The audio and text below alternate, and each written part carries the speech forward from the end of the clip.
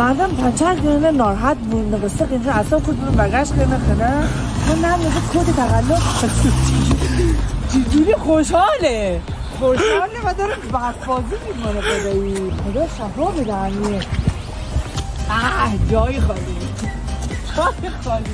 وای نمونه کار دا تمیزن کنه ناب بگیم بیم من نم شهر بگه حتما کنه برم کرد یه استوری گذاشت ملت همه رو برد اینجا اسیر کرد خوش بماند ما رو اسیر کرد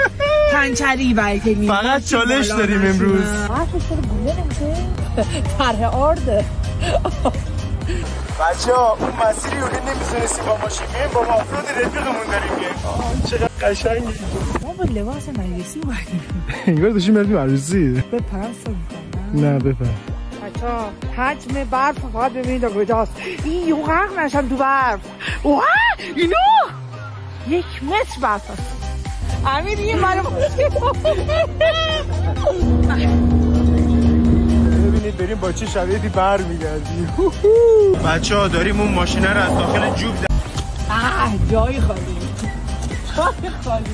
وای نمونه کار دا تمیزن کنه ناب بگیم بیم من نم شهر بگه حتما کنه برم کرد یه استوری گذاشت ملت همه رو برد اینجا اسیر کرد خوش بماند ما رو اسیر کرد پنچری بلکه فقط چالش داریم امروز حرفش رو گونه نمیشه طرح آرده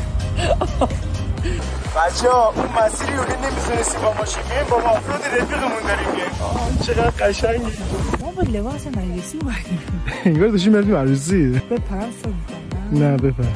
بچه ها حجم برف فقط ببینید کجاست این یو غرق نشم تو برف اوه اینو